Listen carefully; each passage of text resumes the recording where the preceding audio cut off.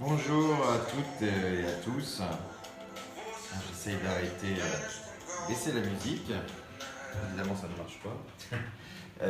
J'espère que malgré les orages, vous allez tous bien et que cet été continue pour chacune et chacun d'entre vous dans les meilleures conditions qui soient, évidemment pour celles et ceux qui travaillent et pour ceux qui sont et celles qui sont en vacances.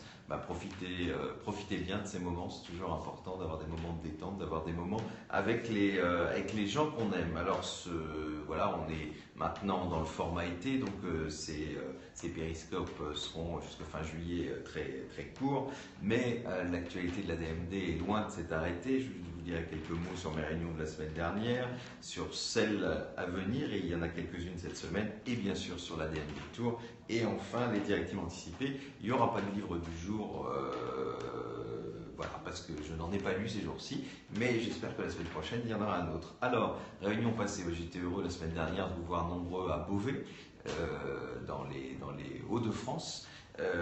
Voilà, toujours belle mobilisation. Et puis j'avais aussi une réunion avec vous à Paris, dans le 12e, dans ma propre délégation.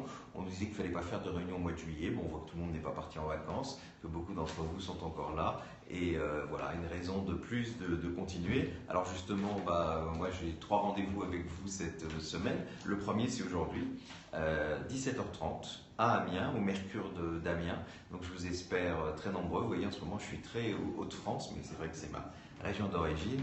Et puis, je n'étais pas allé à Amiens depuis très longtemps. Je vous retrouve aussi demain dans le 4e arrondissement à 18h avec Franck Duquesnoy, qui est le nouveau délégué. C'est celui qui filmait le périscope avant. Et donc, je serais content de le retrouver dans le cadre de sa première réunion en tant que délégué dans le 4e arrondissement. Et je vous trouverai dans le cadre de la DMD Tour pour un stand-up samedi à Toulouse vers 14h30 où nous évoquerons la stratégie pour convaincre les nouveaux parlementaires.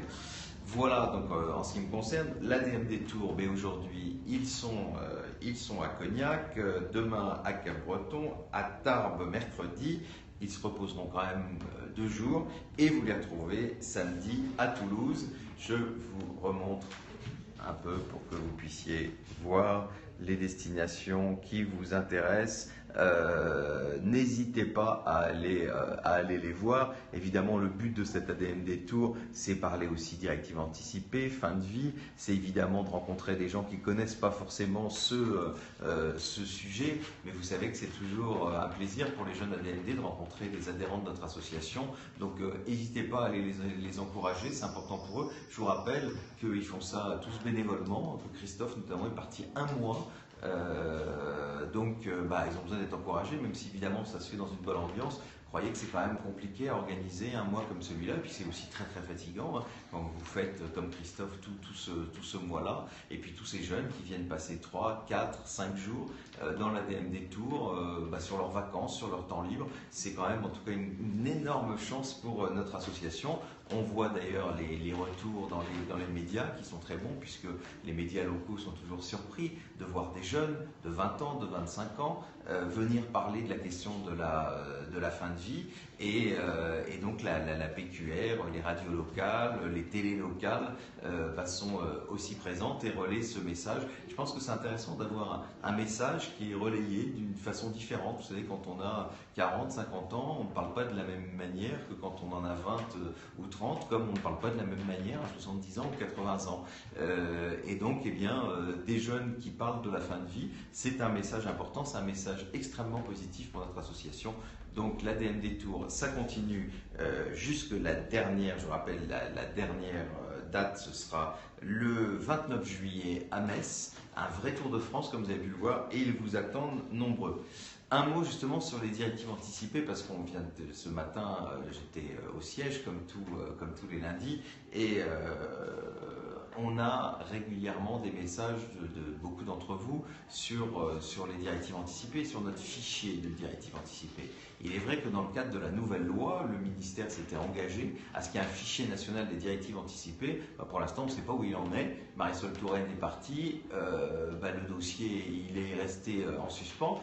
En tout cas, je voulais rappeler que vos directives anticipées, vous pouvez les envoyer à la DMD, et vous devriez d'ailleurs les envoyer à la DMD, parce qu'on a donc un fichier national, avec en plus un espace personnel qui vous permet d'accéder à votre propre directive anticipée. Quel est l'intérêt d'envoyer vos directives anticipées au siège? Là, vous savez, malheureusement, quand il nous arrive quelque chose, si on n'est donc plus en état de communiquer, nos proches parfois ne trouvent pas de directives anticipées. Vous leur avez donné, ils les ont perdues, ou vous ne leur avez pas donné, ils savent que vous en avez. Et bien s'ils appellent à la DMD va pouvoir leur fournir. Et ce qui est important, certes, ce n'est pas vos directives anticipées originales, mais si vous avez en face des personnels soignants de bonne foi, et je pense que la majorité sont évidemment de bonne foi, et bien voilà, c'est vraiment très utile. Donc, écrivez vos directives anticipées, c'est pour vraiment le faire, pour ne pas se retrouver dans la situation d'un Vincent Lambert, où sa famille se déchire parce qu'il n'a pas écrit ses volontés.